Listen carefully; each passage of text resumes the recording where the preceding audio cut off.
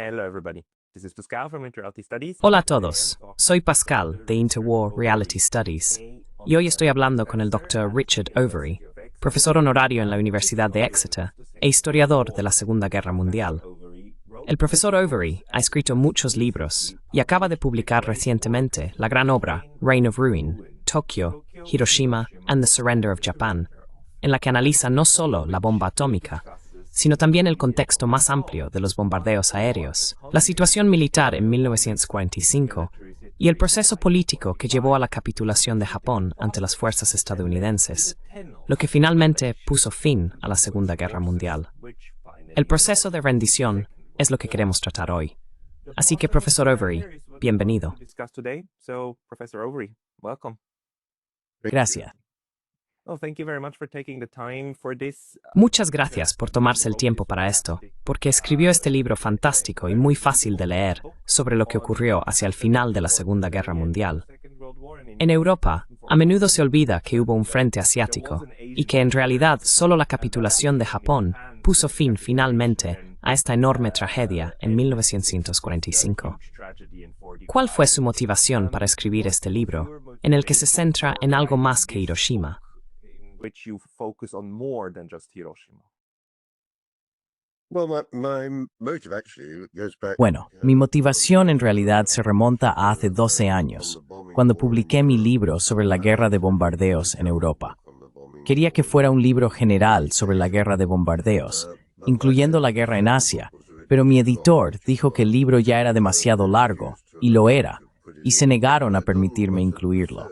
Así que ya había hecho gran parte de la investigación, pero esperé una oportunidad en la que realmente pudiera plasmar esto en forma de libro. Si utebes un aniversario, y el 80 aniversario apropió, se conmemora ampliamente en todo el mundo, hasta después del final de la Segunda Guerra.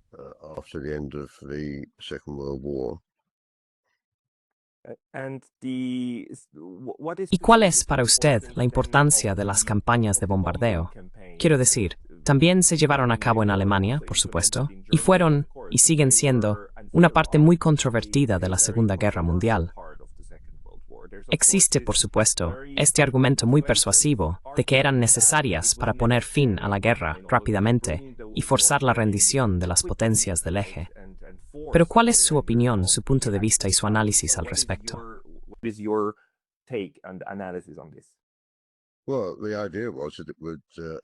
Bueno, la idea era que quizás forzaría la rendición. En el caso alemán, por supuesto, hicieron falta 5 años de bombardeos, así que difícilmente es una estrategia rápida. Creo que el problema, tanto en los casos europeos como en los japoneses, es que lo que estamos viendo es una escalada de violencia. Tanto en Gran Bretaña como en Estados Unidos, al principio de la guerra, existía un fuerte compromiso en contra de los bombardeos que pudieran dañar a civiles. A lo largo de la guerra, esa restricción se fue eliminando gradualmente. Cada vez más, el énfasis se ponía en lograr la victoria y salvar vidas británicas o estadounidenses. Así, bombardear a civiles se convirtió en una parte de la estrategia. Creo que es un tema muy importante realmente, porque esta escalada, esta radicalización de la estrategia, ocurre con bastante frecuencia en la guerra, y necesitamos entender por qué.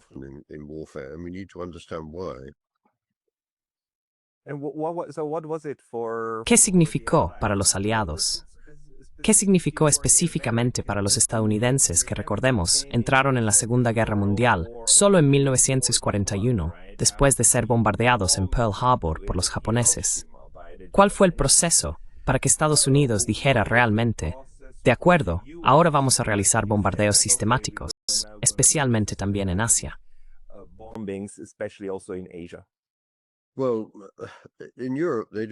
Bueno, en Europa, no querían hacer lo que los británicos estaban haciendo, bombardeo de áreas, básicamente incendiar los centros de las ciudades, y no podían entender del todo qué esperaban lograr los británicos con ello. Así que es bastante curioso que cuando llegaron al teatro japonés, adoptaron casi exactamente la misma estrategia. Creo que hay varias razones. Una es que el bombardeo convencional de precisión era casi imposible contra las islas principales de Japón. Intentaron bombardear desde 7.500 a 9.000 metros de altura. Había una corriente en chorro sobre Japón que hacía casi imposible concentrarse en un objetivo preciso y lanzar las bombas. Así que el resultado fue que, durante los primeros meses de bombardeo sobre Japón, no lograron casi nada. Y fue en parte la frustración por eso lo que les llevó a pensar, bueno, inte otra manera de estacionar guerra y a la favor de guerra japoneses.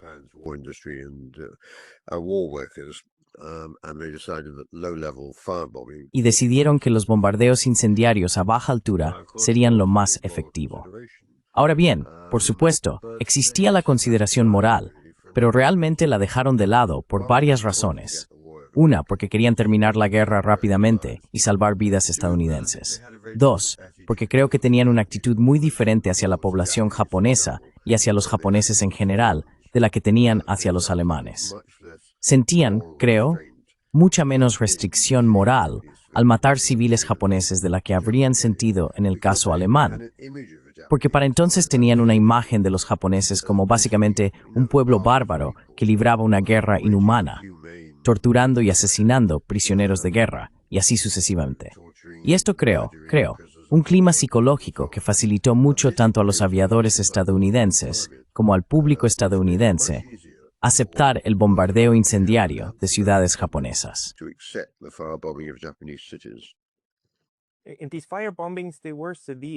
Estos bombardeos incendiarios fueron muy severos.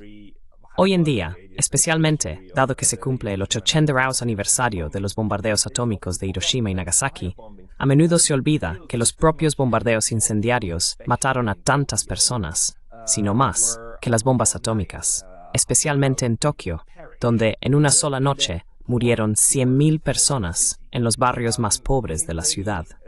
¿Podría hablar un poco sobre esto y cómo se relaciona con la guerra psicológica contra la población?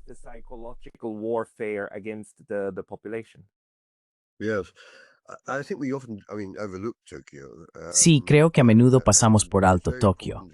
Y es muy importante recordar que fue la primera etapa del cambio en la estrategia estadounidense, donde iban a destruir los centros urbanos y matar a un gran número de personas comunes. Y Tokio fue, desde el punto de vista japonés, una operación catastrófica. 83.000 personas, más, no sabemos exactamente cuántas, murieron incineradas en esa sola noche. De hecho, murieron más personas entonces que en los primeros momentos de Hiroshima o Nagasaki. Y continuó. 250.000 de civiles japoneses fueron asesinados ciudad tras ciudad tras ciudad.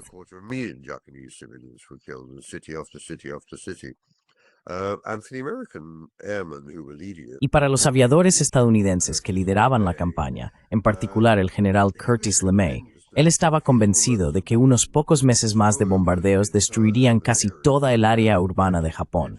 Imagina, destruyeron el 60% del área urbana. Creo que hoy en día es bastante difícil visualizar eso. Si simplemente continuabas y destruías el resto, Japón no tendría otra opción. No podría hacer la guerra, simplemente se rendiría. Así que, tanto para los estadounidenses como, de hecho, también para los japoneses, los bombardeos convencionales se consideraban al final un factor más significativo para provocar la rendición japonesa que los dos ataques atómicos.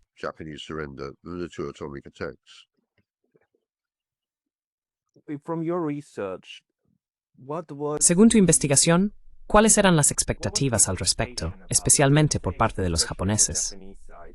En mi propia investigación, descubrí que en 1944, ya a principios del verano, alrededor de junio, los japoneses empezaron a evacuar las embajadas extranjeras de países neutrales como Suiza, Suecia, España y otros. Las evacuaron a Karuizawa porque decían que la ciudad ya no iba a ser segura. Por otro lado, creo que la población general no fue informada en esa medida. ¿Sabes algo sobre las expectativas de los japoneses en lo que respecta a estos bombardeos aéreos?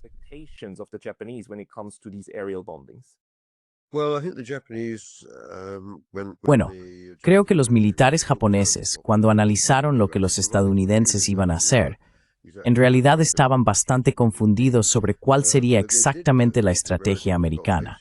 Pero sí sabían que si los estadounidenses se acercaban lo suficiente, probablemente harían a las ciudades japonesas lo que se había hecho a las ciudades alemanas. Así que comenzaron el proceso de evacuación, niños, por ejemplo, mujeres, mujeres embarazadas, etc., hacia el campo y pueblos más pequeños. Y en cuanto comenzaron los bombardeos, esa evacuación, tanto voluntaria como involuntaria, si se quiere, se aceleró.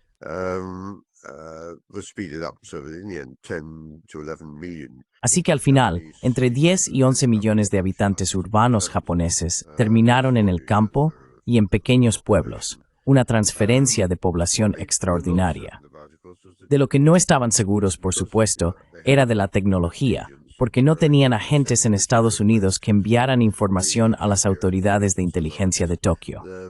Sobre el B-29 no estaban seguros. Solo llegaron a conocerlo cuando los estadounidenses comenzaron los bombardeos con B-29 desde China, bombardeos muy poco exitosos desde China, a finales de 1944. Y entonces empezaron a trabajar intensamente en ello. ¿Qué es el B-29? ¿Cómo podemos combatirlo? Y si no podían, especialmente porque la potencia de fuego antiaérea era limitada y no muy efectiva.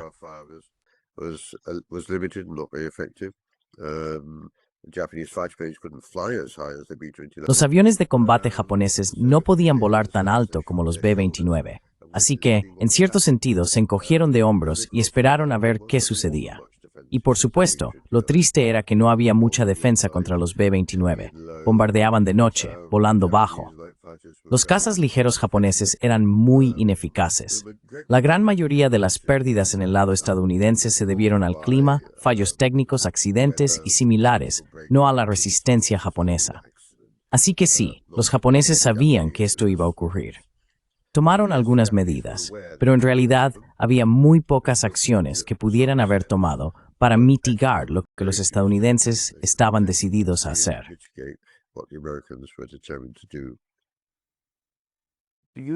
¿Sabes quién era principalmente consciente de las vulnerabilidades de Japón?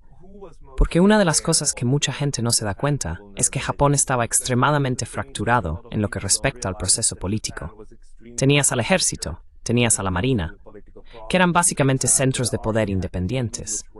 Había un gobierno central muy débil.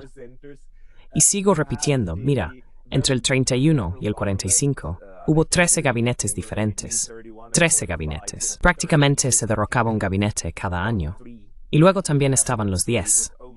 ¿Quién era principalmente consciente de las verdaderas vulnerabilidades estratégicas del país?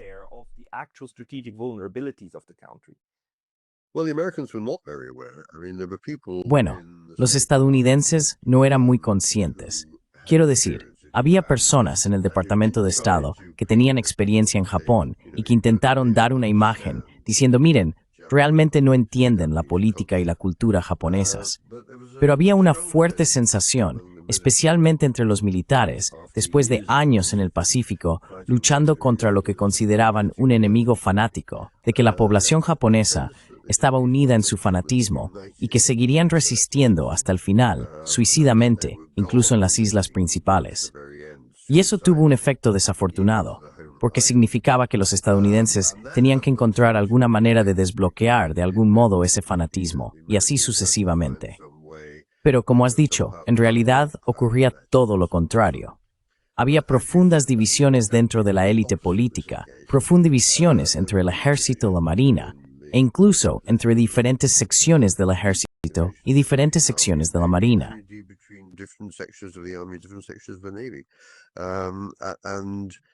Y el verdadero problema fue la falta de coordinación. El único factor en el 45 que realmente importaba para los estadounidenses, por supuesto, fue la decisión de parte del liderazgo del ejército de que lucharían la batalla final por las islas principales, una batalla suicida. Armarían al pueblo, buscarían de alguna manera impedir que los estadounidenses ocuparan Japón. Y esa era la estrategia en torno a la cual todos los demás tenían que andar con pies de plomo, incluido el emperador. Tenían que encontrar formas de terminar la guerra sin enemistarse con el ejército, que estaba decidido a librar esa batalla final. Y creo que los estadounidenses simplemente no había manera de que pudieran entenderlo. No tenían espías en Tokio, y la única forma en que podían hacerlo, quizás, era interceptando mensajes de radio. Pero en realidad, a este nivel, no había nada que interceptar.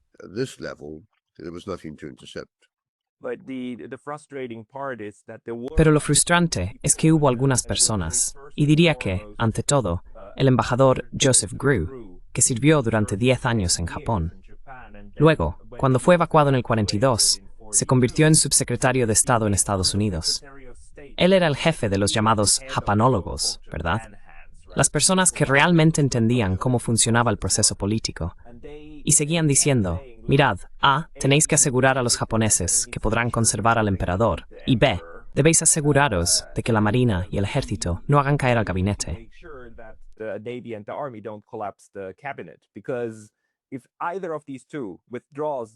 Porque si alguno de estos dos retira su ministro, entonces el gabinete se ve obligado a dimitir, ¿verdad?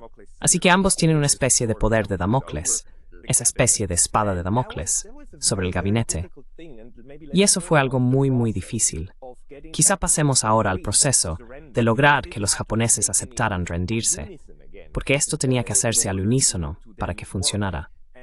¿Cuál es tu valoración de eso, del proceso político, para asegurar realmente que la Marina y el Ejército se subordinaran al proceso político?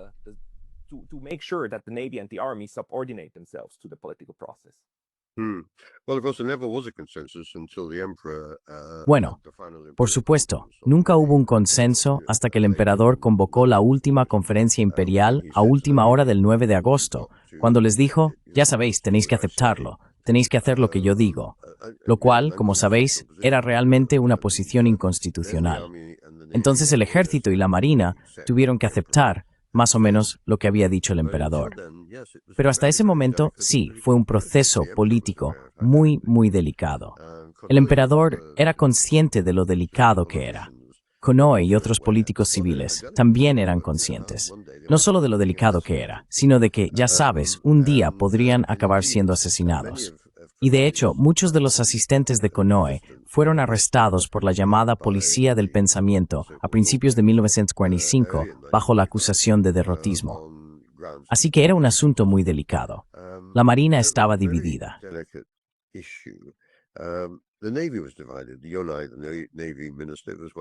Yonai, el ministro de Marina, era uno de los miembros del Partido de la Paz que realmente quería poner fin a la guerra, pero había otros en la Marina que no estaban tan convencidos. Pensaban de nuevo en una batalla final suicida que no valía la pena luchar a finales de 1945. Pero sí, quiero decir, ¿cómo lo solucionaron? Y la forma en que lo solucionaron, por supuesto, como sabes, es que en junio el emperador dijo a principalmente al Partido de la Paz, mirad, tenemos que encontrar una salida. Mirad, los bombardeos incendiarios continúan. Ciudad tras ciudad, pequeñas ciudades tras pequeñas ciudades están siendo destruidas. Tenemos que encontrar una salida. Y al final decidieron que pedirían a la Unión Soviética que intercediera. Y lo hicieron, principalmente porque el ejército también estaba dispuesto a aceptar eso, con la esperanza de poder sacar más provecho de la negociación.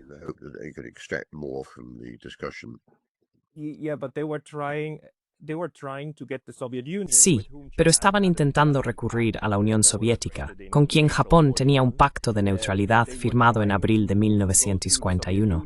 Intentaban utilizar a la Unión Soviética para lograr una negociación de paz, que los soviéticos actuaran como mediadores para alcanzar realmente una negociación de paz. Pero eso fue precisamente lo que rechazaron las potencias aliadas. Dijeron que no habría discusiones. Es Potsdam o nada. Es Potsdam o arderéis aún más.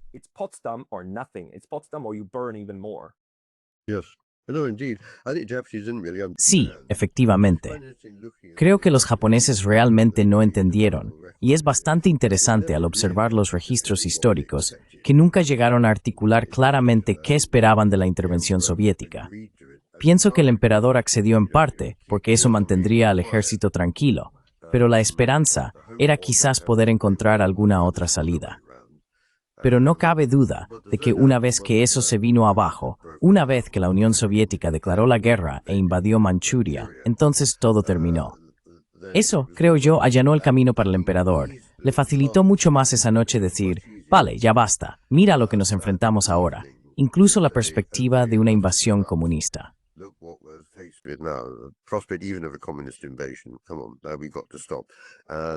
Vamos, ahora tenemos que parar. Y en ese momento, el ejército sí estuvo de acuerdo en que al final tendrían que detenerse. Pero qué decisión tan absurda intentar pedirle a la Unión Soviética, aliada de los principales enemigos de Japón, cuando había información bastante buena sobre el movimiento del Ejército Rojo hacia el este, de modo que el ejército de Kwantung en Manchuria sabía mucho sobre lo que ocurría en la frontera y desde luego no era algo pacífico. Pero ignoraron todo eso con la esperanza de que de alguna manera pudieran conseguir que Molotov y Stalin aceptaran. Fue una especulación extraordinaria. Creo que entendemos por qué lo hicieron, pero al final, por supuesto, tuvo el efecto de acelerar la rendición final.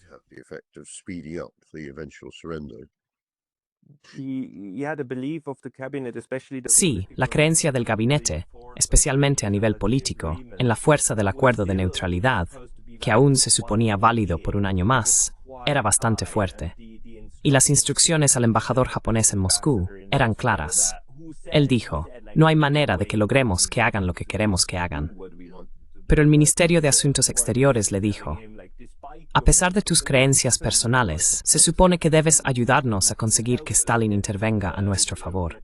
Así que en realidad, había una creencia muy, muy fuerte en los rusos, en los soviéticos, para que cumplieran su promesa escrita de 1941, ¿verdad?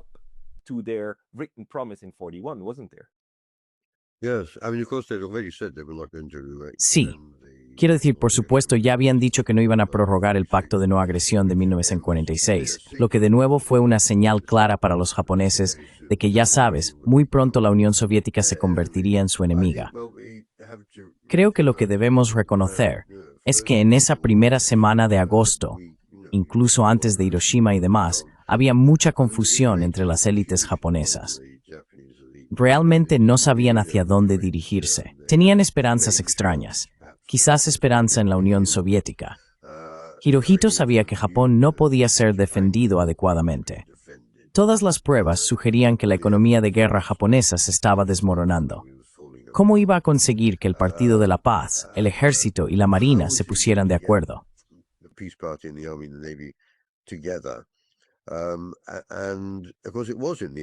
Y por supuesto, al final no fue Hiroshima, sino la invasión soviética de Manchuria, lo que resolvió ese dilema.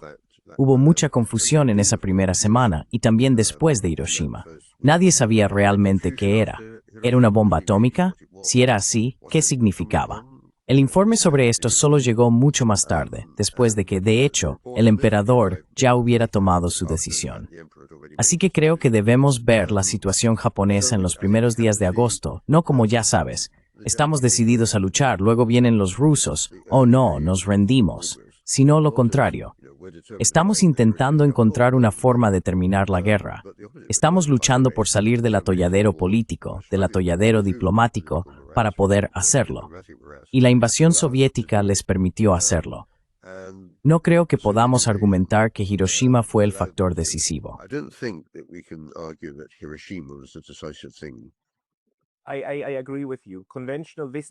Estoy de acuerdo contigo.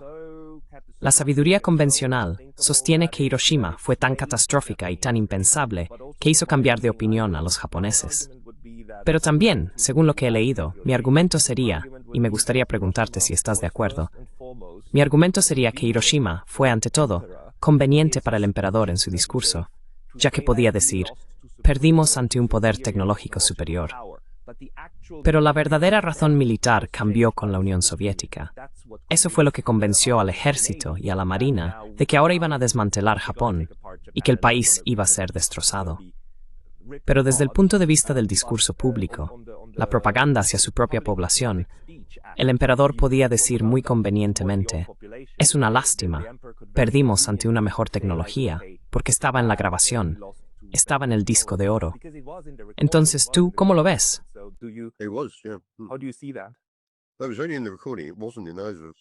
Eso solo estaba en la grabación.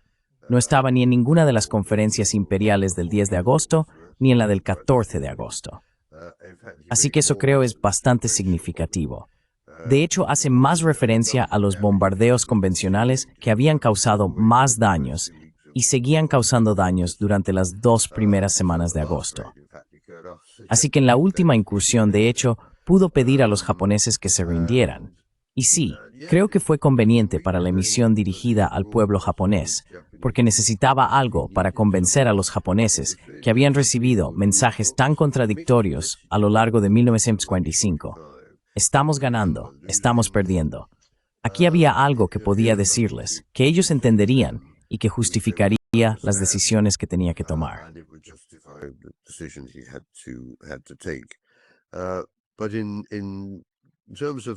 Pero en cuanto al trasfondo político, creo que la decisión, la sagrada decisión del emperador, como se la llamó, de pedir a su gabinete y al Consejo Supremo de Guerra que aceptaran la Declaración de Potsdam, el ultimátum de los aliados, implicó muchos otros factores. Los bombardeos convencionales, los bombardeos incendiarios, fueron uno de ellos. Otro factor que a menudo se ha pasado por alto al explicar la rendición fue el miedo al desorden social, el temor de que la población japonesa no pudiera sostener el esfuerzo bélico por más tiempo. Tenían hambre. La amenaza de la hambruna empezaba a cernirse. Trabajaban jornadas enormemente largas. 10 millones de ellos estaban en el campo, encontrando grandes dificultades para conseguir comida.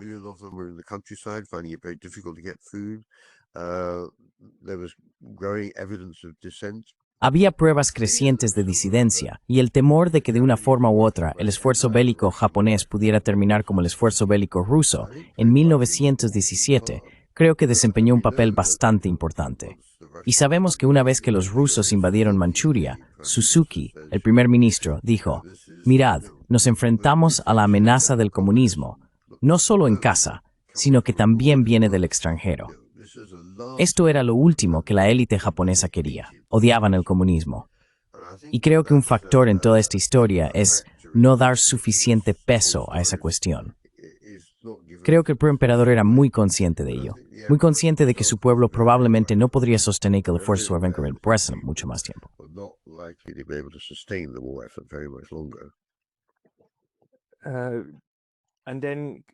Y luego, una vez que se tomó la decisión, quiero decir, sabemos que hubo intentos, incluso por parte de oficiales de bajo rango, de...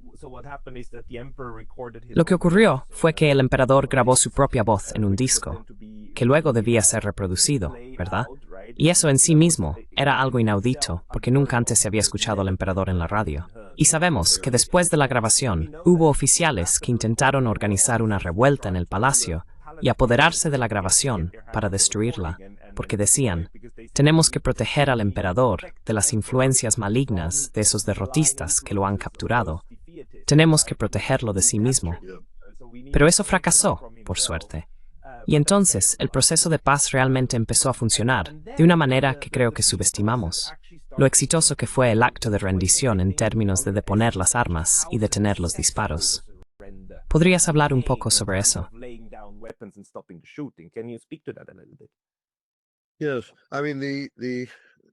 Sí, quiero decir, había elementos en el ejército que no estaban contentos con lo que estaba ocurriendo, pero fue solo el 14 de agosto, cuando el emperador ya había tomado su decisión, que empezaron a actuar. Es decir, creo que de hecho los elementos radicales del ejército podrían haber ampliado eso en realidad, pero los ministros de guerra lograron detenerlo, diciendo, yo tampoco quiero esto, pero tenemos que hacerlo porque el emperador lo ha dicho. Eso también les dio una salida. Si el emperador dice, nuestro emperador Dios lo dice, entonces tenemos que obedecer.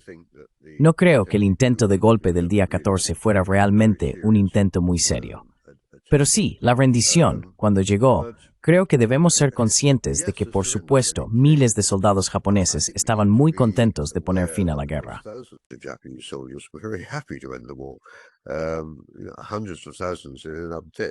Cientos de miles en un intento, casi 3 millones al final a lo largo del conflicto. Claramente, muchos japoneses, gente común, sufrieron la vergüenza para Japón, el deshonor, el hecho de que Japón no pudo prevalecer, y así sucesivamente mezclado, creo, con un fuerte sentimiento de, gracias a Dios, la guerra ha terminado. Y el éxito del emperador y sus consejeros al poder conservar el sistema imperial a pesar del ultimátum, significó que pudieron comenzar el proceso de reconstrucción realmente muy rápido.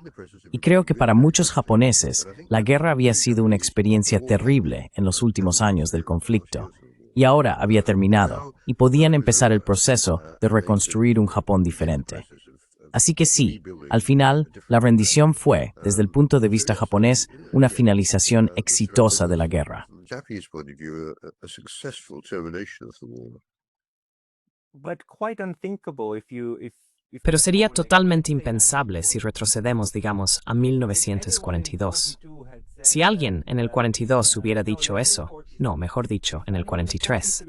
Si alguien en el 43 hubiera dicho, dentro de 10 años vais a tener un tratado con los estadounidenses que van a garantizar vuestra seguridad y vais a ser aliados de Estados Unidos y vais a vivir próspera y felizmente con los estadounidenses durante 70, 80 años en el Pacífico, si habrían spamia, de la sala, ¿verdad? they would have laughed you out of the room, wouldn't they? They would, yes. No, they would indeed, yes. Sí, lo harían. No, de hecho lo harían. Quiero decir, en parte es porque al final prepararon a los estadounidenses, como también hizo el Imperio Británico. Eran los principales enemigos occidentales que asfixiaban Asia, impidiendo que Japón alcanzara su destino, y así sucesivamente. Así que ellos eran los grandes villanos. Debemos recordar que en la década de 1920, los estadounidenses no eran los villanos, en realidad. De hecho, había bastante sentimiento pro-estadounidense en Japón, relaciones bastante cercanas. Eso se deterioró bruscamente a lo largo de la década de 1930 y con la crisis económica. Hay que decir que las relaciones con los británicos nunca fueron especialmente favorables después de la finalización del Tratado Naval Anglo-Japonés en 1932. Pero sí, nadie habría dicho eso en 1943. Además, todavía existía en 1943, Mancini militar, como en países en general, la sensación que estaban en tu reinar.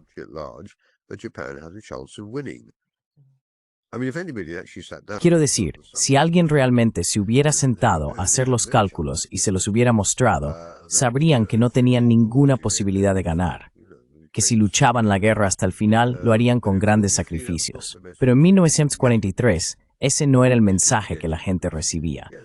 El mensaje que recibían era, sí, esto es algo que podemos resistir, y que a los estadounidenses les faltará la voluntad para seguir luchando. Es decir, después de Guadalcanal, que está muy muy lejos para Japón, una batalla larga, sucia, sangrienta, etc. Creo que los japoneses, aunque la perdieron, ciertamente pensaron, bueno, ¿cuánto tiempo más aguantarán los estadounidenses esto? Creo que su estrategia original era, ocuparemos esta periferia y desafiaremos a los estadounidenses, que carecen de voluntad militar, y al final llegaremos a un acuerdo con ellos. Y para algunas personas en Japón, esa fue su opinión hasta 1945, hasta tan evidente que no se podían acuerdo. So in a sense, to terminate a war and to Así que, en cierto sentido, para terminar una guerra y rendirse con éxito, lo que debe asumirse es simplemente la inevitabilidad del proceso político de la guerra. Quiero decir, la guerra es por supuesto matar en masa, pero también ese matar en masa es una forma de comunicación en la guerra. ¿Y crees que en 1945 eso fue así? La entrada soviética en la guerra dejó claro, básicamente a todos, que no había posibilidad de resistir. Esto tuvo estos meses y años.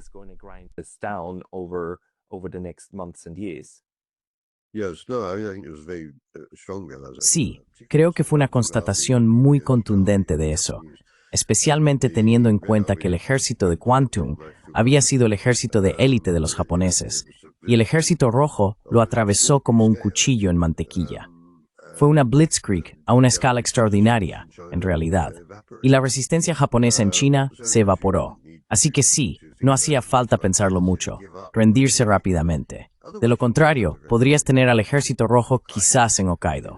Ya sabes, podrías tener a Stalin diciendo, vamos, voy a repartir Japón como he repartido Europa del Este. Y eso, por supuesto, era lo último que querían. Así que sí, no creo que tardara mucho, incluso para los más intransigentes del ejército, si eran honestos consigo mismos, en reconocer que el juego había terminado. was to recognize that, the game was up. I'm asking this because I think as we Hago esta pregunta porque creo que, mientras hablamos hoy, 80 años después de este proceso, en realidad estamos presenciando otro intento de poner fin a una guerra. Me refiero a Ucrania. Y vemos lo difícil que es realmente crear un proceso político en el que todos los actores involucrados que tienen algo que decir al respecto y que pueden intervenir de alguna manera, aunque sea a un nivel bajo, para arruinar un acuerdo de paz. Lo difícil que es lograr que todos estén de acuerdo. Y sé que no es buena costumbre pedirle a un historiador que establezca paralelismos con el presente, pero ¿tiene alguna reflexión sobre lo que nos enseña la rendición japonesa acerca de cómo devolver la paz a Europa? Yes, I mean, it's an interesting question. Sí, quiero decir, es una pregunta interesante. Y es cierto. De hecho, en ambos casos, tanto en ese como en el caso de Israel y Hamas, que el proceso es largo y prolongado. La presión militar se mantiene constantemente, con la esperanza de que de alguna manera se pueda llegar a un acuerdo. En este caso, por supuesto, sería un acuerdo en términos rusos o un acuerdo en términos israelíes y así sucesivamente. Y debido a que, en el caso de Ucrania, cuenta una gran parte de la OTAN, ese proceso es mucho más difícil. Pero creo que no es exactamente lo mismo que ocurrió en la Segunda Guerra Mundial. Because what happens in the Second World War, I think that the point you make is that, we can. Creo que el punto que has señalado es que podemos ver el ejemplo japonés y ahora podemos ver el ejemplo de Ucrania como dos narrativas diferentes sobre lo difícil que es poner fin a un conflicto. En el caso de Rusia y Ucrania, se podría hacer un argumento racional sobre cómo debería terminar, pero creo que al final no hay certezas sobre cómo terminará. Y lo mismo ocurre con la guerra en Gaza. Incluso los historiadores que han dado su menswita grammar dicen to breathen el próximo año. You hesitate to predict what's going to happen in the next year. Yeah, because each case is different, but Sí, porque cada caso es diferente. Pero los mecanismos sociológicos subyacentes, tener facciones a favor de la guerra y a favor de la paz, tener personas que argumentan que es mejor rendirse y trabajar con lo que se pueda conseguir, y otros que dicen, no, seguimos adelante, son similares. En el caso japonés, los militares decían 100 millones de mártires. Ese era su modelo. Japón solo tenía 60 millones, pero incluían a los 40 millones de Japón. Querían, ya sabes, una guerra total. Decían, que vengan, y luego los combatiremos en los arbustos. Y eso habría sido un derramamiento de sangre increíble. Es un gran éxito de la facción pacifista haberles ganado y decir, callaos chicos, simplemente callaos, nos vamos a rendir, no vamos a sacrificar a 100 millones de personas. we are not going to sacrifice 100 million people. Yeah, so that was propaganda. I mean, I think that the war Sí, pero eso era propaganda. Quiero decir, creo que el ministro de Guerra también comprendía realmente, de hecho, la naturaleza del problema. Para el verano de 1945, ya sabes, Japón se estaba quedando sin armas, sin municiones, sin explosivos. Ya se había quedado sin barcos, se estaba quedando sin aviones. ¿Qué podías hacer? Y creo que si los estadounidenses hubieran tenido que invadir, creo que la batalla habría sido mucho menos desastrosa de lo que sugerían las predicciones en ese momento. Japón habría sido derrotado y Honshu y Kyushu ocupadas, pero no lo sabemos. Eso es un ¿qué hubiera pasado si? Quiero decir, en el caso de Ucrania, sí. I mean, in the case of Ukraine, yes. I mean, the peace party, war party. Quiero decir, el Partido de la Paz, el Partido de la Guerra. Quiero decir, están comprometidos a intentar mantener su soberanía y rechazar los frutos de la agresión rusa para Putin, con un respaldo fuerte, aunque quizás no lo suficientemente fuerte. Llegará un momento en que la mayoría de la élite política y militar diga, ya basta, pensé que eso podría ocurrir el año pasado. De hecho, ya basta.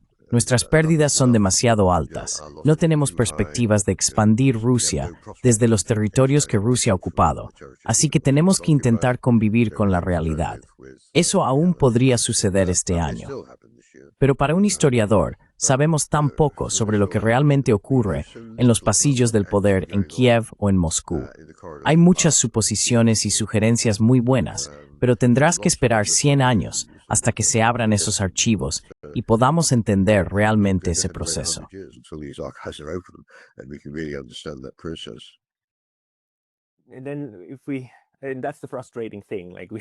Y eso es lo frustrante. Tenemos que esperar mucho tiempo hasta que lo hacemos bien. Pero al menos tenemos la ventaja de comprender realmente la Segunda Guerra Mundial y entender correctamente el proceso de rendición en Japón.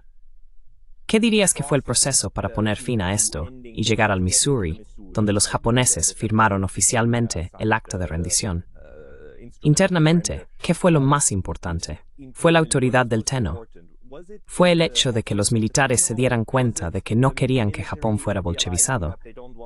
¿Qué fue lo que permitió que este proceso continuara? ¿Qué se necesitaba en el sistema político o en el sistema sociológico para tener esa unidad y avanzar hacia la rendición?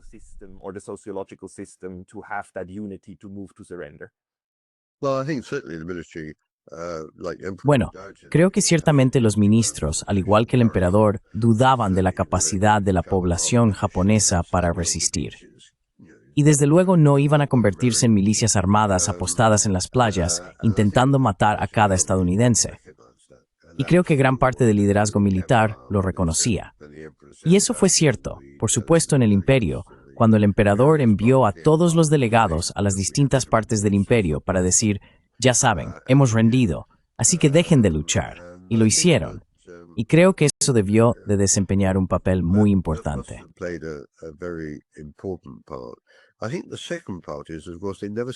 Creo que la segunda parte es, por supuesto, que nunca dijeron que se estaban rindiendo. Nunca hablaron de rendición, como sabes. Hablaron de poner fin a la guerra. Hablaron, de hecho, de la benevolencia del emperador al poner fin a la guerra y salvar vidas en todos los bandos, y cosas así. En otras palabras, una completa inversión de la realidad. Y eso ya estaba en los medios japoneses antes de que llegaran los estadounidenses 10 días después. Eso ya era una historia para los japoneses, para ayudarles a sobrellevar el hecho de lo que era básicamente una rendición.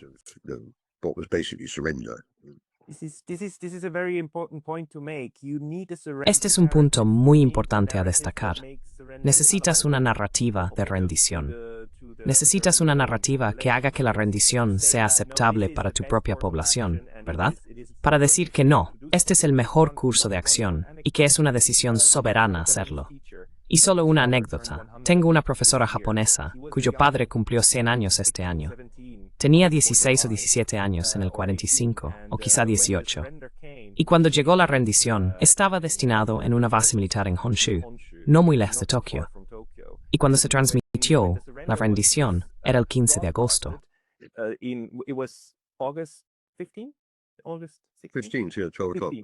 El 15 de agosto fue el momento en que terminó para ellos, y pensaron, se acabó. Pero como el instrumento de rendición no se firmó hasta el 2 de septiembre, las fuerzas aliadas en realidad no detuvieron los bombardeos todavía. Continuaron durante 2 semanas más, y su base fue destruida. Solo se salvó porque estaba haciendo un recado fuera de la base. Pero para el pueblo japonés sobre el terreno, pensaron que el final fue el 15 de agosto.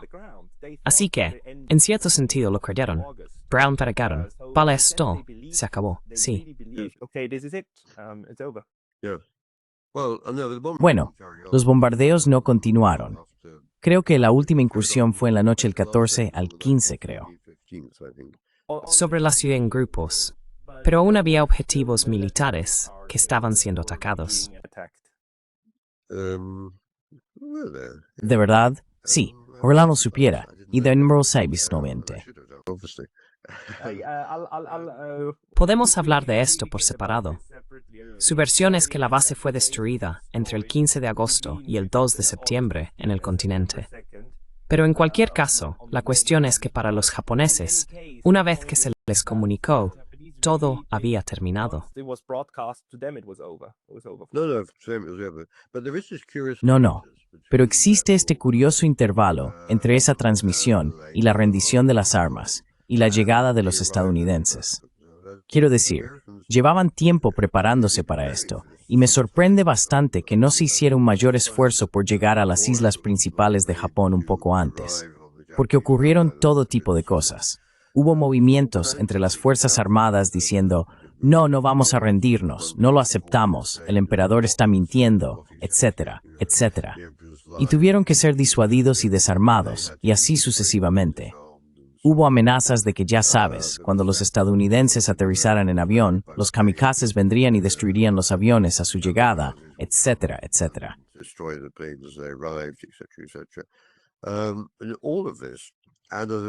Y todo esto, y como dije, un programa mediático que enfatizaba todo el tiempo que la guerra había terminado gracias a la bondad del emperador, no porque no pudieran ganarla. Los aliados dijeron, ya saben, basta. Y creo que para muchos japoneses, esa siguió siendo la narrativa, incluso después de que el acto de rendición fuera firmado el 2 de septiembre por el ministro de Asuntos Exteriores, no por el emperador. Esa sigue siendo la historia, que de alguna manera la guerra terminó. No que Japón perdió, sino que Japón decidió que no valía la pena que todos siguieran sacrificándose. Eso resultó, para Japón después de la rendición, un enfoque psicológico muy útil para el final de la guerra. Por un lado, les permitió comenzar el proceso de reconstrucción muy rápidamente, y por otro, les permitió, por supuesto, dejar de ver a los estadounidenses como un enemigo bárbaro y empezar a verlos como un posible aliado. Una buena narrativa, una buena historia, realmente marca la diferencia, ¿verdad? Sí, así es. No, creo que en este caso en este caso encajaba completamente con la cultura japonesa, porque no iban a decir, oh, hemos rendido. Es bastante diferente en Alemania. En Alemania la rendición fue absoluta, sin discusión. Cada metro cuadrado de Alemania fue ocupado. Los pocos alemanes que siguieron luchando lo hicieron hasta que no pudieron más. Y entonces se acabó. Te has rendido. Y ya sabes, ningún alemán tenía dudas de que habían sido derrotados de forma aplastante.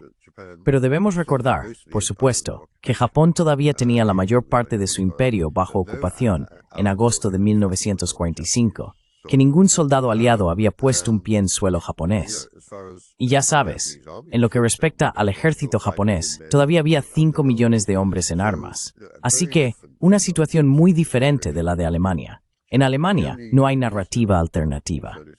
En Alemania la narrativa es, Hitler nos falló, hemos sido destruidos, tenemos que empezar desde, como lo llamaron, la hora cero.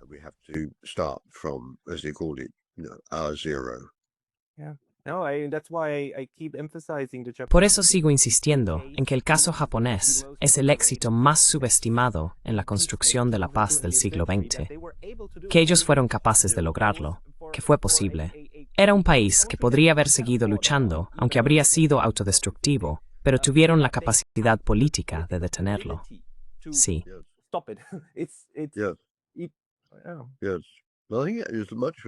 Bueno, creo que en realidad se debió mucho al emperador, quien valientemente siguió adelante durante toda esta discusión y debate, y quien aceptó el consejo de sus colaboradores más cercanos, que solo una decisión sagrada, una decisión del dios emperador, podría realmente poner fin a esto. Y él no sabía, por supuesto, cuando se sentó en ese consejo imperial e hizo este anuncio a su gabinete y al consejo de guerra, no sabía exactamente cuál iba a ser su reacción. Todo lo que sabía era que quería que la guerra terminara antes de que hubiera más sufrimiento para el pueblo japonés. No creo que le preocupara mucho el sufrimiento de todas las personas que Japón había ocupado. Sí le preocupaba el sufrimiento de su propio pueblo. Y creo que se ha escrito mucho sobre Hirohito, el criminal de guerra que nunca fue juzgado, y así sucesivamente. Pero en realidad, Hirohito es una figura mucho más compleja, y creo que desempeña un papel muy importante en estas semanas finales al hacer posible su rendición o el fin de guerra.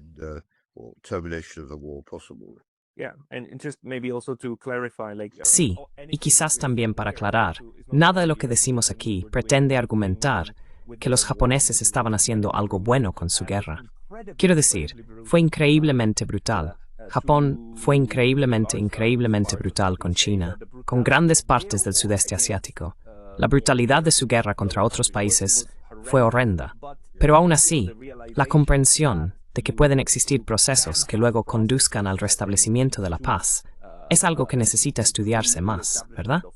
is something that needs to be studied more, right? Of how to Yes, achieve yes, that. yes. Mind you, much of the Japanese. Sí. Ten en cuenta que gran parte de la población japonesa, incluso, ya sabes, los políticos, realmente no entendía lo que estaba ocurriendo en el imperio. Estaba muy lejos. Las atrocidades estaban impulsadas por circunstancias locales y demás. Y por eso, tantos oficiales japoneses en 1945 seguían negando que los japoneses realmente hubieran sido así. Así que, una especie de comunicación entre lo que ocurría en el frente y lo que ocurría en Japón. And what people think in Japan. Of course. And then again, if you Por give supuesto. half-starved Y de nuevo, young si das armas y municiones a jóvenes medio hambrientos que no han estado con sus familias durante años, y luego les dices que vayan a tomar una ciudad, entonces ocurrirán cosas horribles.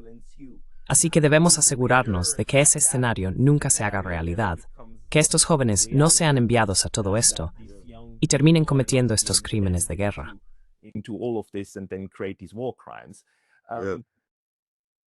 Yeah, no, I mean, I think the Japanese population, the civilian. Creo que la población japonesa, la población civil en casa, sabía muy poco sobre lo que estaba ocurriendo, porque la mayoría de los soldados simplemente no podía regresar.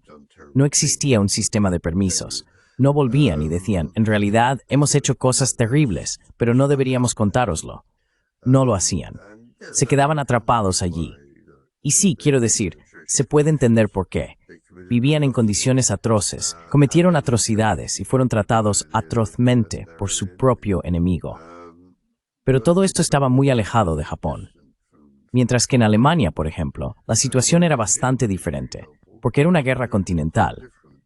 Los soldados regresaban del frente oriental, susurraban a sus familias las cosas que habían visto y hecho, los judíos que habían asesinado, y así sucesivamente. Y gran parte de la población alemana realmente sabía lo que estaba ocurriendo en el este, y luego esperaba lo peor cuando el Ejército Rojo invadió. Pero en Japón, ese proceso realmente no ocurrió. But in Japan, that process doesn't really happen. Sí. Además, era un entorno informativo completamente diferente. Profesor Overy, esto ha sido muy fascinante e interesante. Me gustaría agradecerle mucho por todas estas ideas. Las personas que quieran leer más de usted deberían ante todo conseguir su libro, por supuesto. Pondré el enlace en la descripción. ¿Hay algún otro lugar donde publique artículos de vez en cuando? ¿O algo donde la gente pueda seguirle? Not really. I'm more. No realmente. Ahora mismo, estoy completamente centrado en los libros. El año anterior a este, escribí un libro titulado ¿Por qué la guerra?, que analiza de manera mucho más sinóptica toda la cuestión de la beligerancia humana y por qué somos una especie tan beligerante. Y después de leer sobre Japón, quizá quieran profundizar y ver un poco más sobre lo que pienso acerca de la guerra. See a little bit more about what I think about war. Será fascinante debatir ese libro también. Me haré con él y quizá podamos tener otra conversación al respecto. Muchas gracias por su tiempo hoy, profesor Overy. Eso ha sido fantástico. De acuerdo, un placer. Adiós. Bye.